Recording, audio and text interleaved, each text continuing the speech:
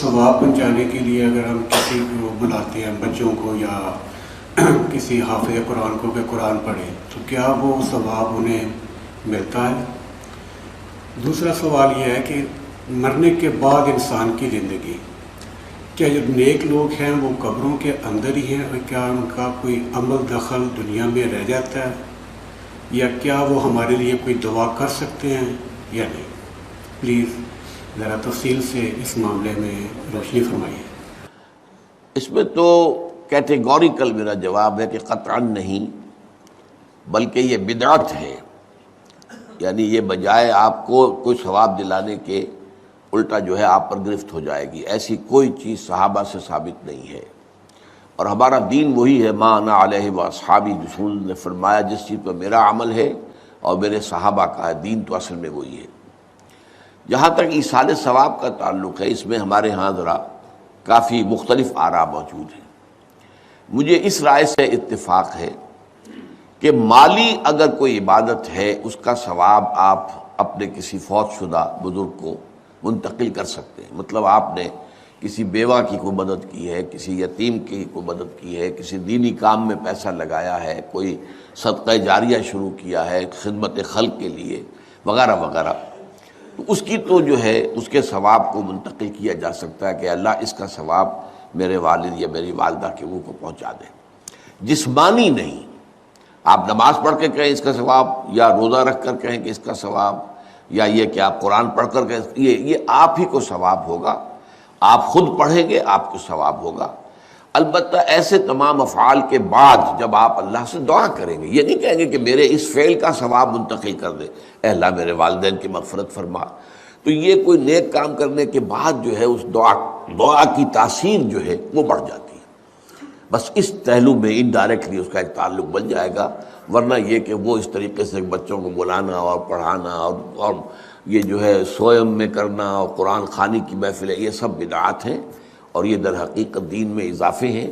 اور ان کی کوئی حقیقت نہیں ہے۔ دیکھیے، انسانی زندگی کے یہ 3 دور ہیں: حیات دنیاوی، جو ہماری پیدائش سے شروع ہو کر اور ہماری موت پر ختم ہو جائے، پھر حیات برزخی، موت سے لے کر قیامت کے دن تک، اور پھر حیات اخروی ہے، قیامت میں ریزوریکشن کے بعد سے وہ زندگی جو ہے جو جنت یا دوزخ کی ہے۔ اس میں ان دونوں زندگیوں کے بارے میں تفصیل سے کوئی بات کرنا بالکل غلط ہے، اور اس سے فتنے پیدا ہوتے ہیں۔ ظاہر بات ہے کہ قبر، جسم تو قبر میں رہتا ہے، اس میں تو کوئی شک ہی نہیں ہے، روح کہاں جاتی ہے؟ کیا وہ بھی قبر ہی میں رہتی ہے یا کہیں اور چلی جاتی ہے؟ قرآن مجید میں سجین اور اعلیٰ علیین کا ذکر موجود ہے، لیکن یہ تمام چیزیں متشابہات میں سے ہیں۔ یہ تمام چیزیں قرآن مجید میں سورہ آل عمران کے شروع میں بیان کیا گیا ہے کہ ہم نے یہ کتاب اتاری ہے، اس میں کچھ آیات محکمات ہیں، کچھ متشابہات ہیں۔ وہ متشابہات کا ایگزیکٹ مفہوم جاننا اس وقت ہمارے لیے ممکن نہیں ہے۔ یہ تو جب اس عالم میں ہم پہنچیں گے تو معلوم ہوگا کہ ہاں یہ بات تھی کہ جو قرآن مجید میں اس طور سے کہی گئی تھی۔ لیکن یہ کہ اس وقت جو ہے جتنا کچھ ہمیں حدیث صحیح میں مل جائے یا قرآن میں مل جائے، اس عالم برزخ میں بھی یہ تو ہوتا ہے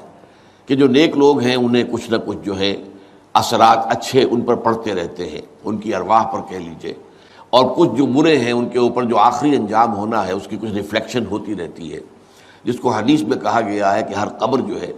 وہ یا تو جنت کے باغیچوں میں سے ایک باغیچہ ہے یا دوزخ کے گڑھوں میں سے ایک گڑھا ہے،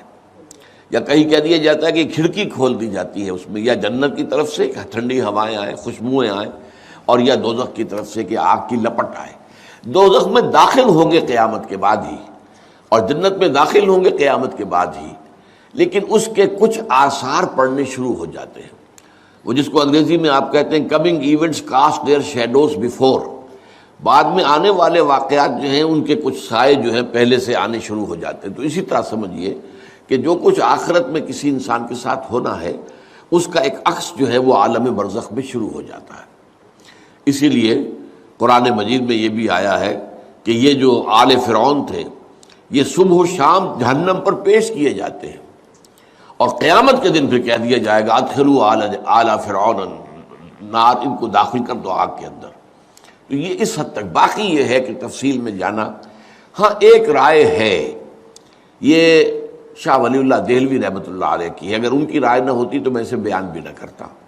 لیکن یہ کہ وہ ایک بہت بڑے محدث اور بہت مفکر اور دین کے فلسفے سے بہت بڑے واقف انسان تھے، انہوں نے کہا کہ جو اولیاء اللہ ہوتے ہیں، اللہ کے نیک بندے، اللہ کے بندے، ان کے انتقال کے بعد ان کی روحوں کو بھی اللہ فرشتوں کے طبقہ اسفل میں شامل کر دیتا ہے۔ یہ فرشتے ہیں نا، اس وقت بھی موجود ہیں، ابھی شاید اگلے ہی جمعے میں وہ حدیث جو ہے اس کا بیان آئے گا کہ جب بھی کسی گھر میں، اللہ کے گھر میں کچھ لوگ اس لیے جمع ہوں کہ اللہ کی کتاب پڑھیں اور سمجھیں اور سمجھائیں، تو ان کے اوپر فرشتے گھیرا ان کا ڈال لیتے ہیں، اور ان پر اللہ کی طرف سے سکینت نازل ہوتی ہے اور رحمت نازل ہوتی ہے، اور اللہ ان کا ذکر کرتا ہے فرشتوں کے پاس، دیکھو میرے بندے، تم کہتے تھے یہ فساد مچائے گا، دیکھو یہ بھی تو ہے نا جو میرے کلام کو پڑھنے کے لیے میرے گھر میں جمع ہیں۔ تو فرشتے ہیں موجود، ہم میں سے ہر ایک کے ساتھ 2 فرشتے موجود ہیں۔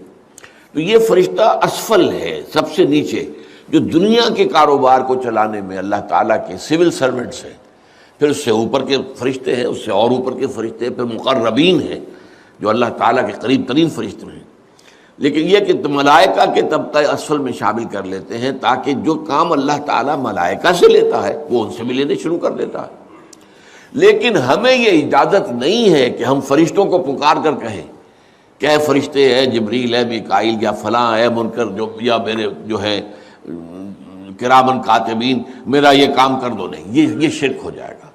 اسی طرح ہو سکتا ہے کہ انبیاء کی ارواح جو ہے وہ بھی اللہ تعالیٰ نے شامل کی ہوئی اس لشکر کے اندر، وہ کام کر رہے ہوں اور وہ اللہ تعالیٰ کے حکم سے مختلف معاملات جو ایگزیکیوٹ کرتے ہوں، لیکن ہم کسی کو پکار نہیں سکتے۔